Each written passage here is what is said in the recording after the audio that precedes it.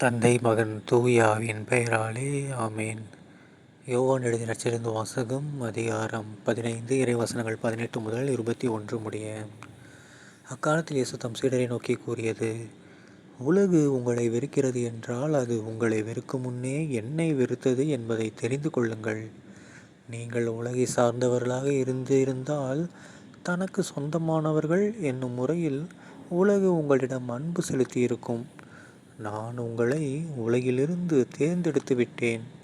நீங்கள் உலகை சார்ந்தவர்கள் அல்ல, எனவே உலகு உங்களை வெறுக்கிறது.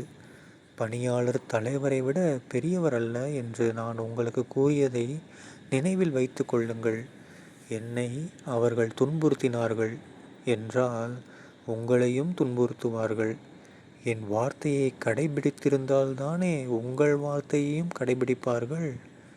என் பெயரின் பொருட்டு உங்களை இப்படியெல்லாம் நடத்துவார்கள், ஏனெனில் என்னை அனுப்பியவரை அவர்கள் அறிந்து கொள்ளவில்லை. ஆண்டவரின் அருள்வாக்கு. கிறிஸ்துவே உமக்கு புகழ். அன்பார்ந்த சகோதர சகோதரிகளே, இன்று பாஸ்கா 5ஆம் வாரம் மே 24ஆம் தேதி 2025ஆம் வருடம் சனிக்கிழமை. இன்றைய நற்செய்தியில் நம்ம இயேசு கிறிஸ்து ஆண்டவர் என்ன சொல்லிட்டாரு?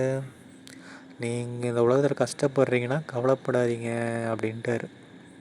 ஓகேங்களா? இந்த உலகமே உங்களை வெறுக்குது, அதாவது உலகம் மீன்ஸ் கூட இருக்கிறவங்களாம் வெறுக்கிறாங்க. அதாவது நீங்கள் நல்லவனாக இருந்து கிறிஸ்துவை பின்பற்றுறவனாக இருந்து அவர் சொன்னபடி எல்லாரோடையும் அன்பு செலுத்துகிறவனாக இருந்து யாருக்கும் எந்த கெடுதலும் நினைக்காதவங்களாக இருந்து நல்லவனாக நேர்மையாக வாழும்போது உலகம் உங்களை வெறுக்குது அப்படின்னா நாம் கவலைப்பட தேவையில்லை.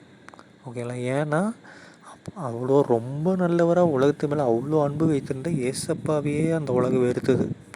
கரெக்டுங்களா? ஸோ நம்மளாம் எந்த மூளைக்கு அப்படின்ற மாதிரி சொல்கிறாரு ஏசப்பா. ஓகேங்களா?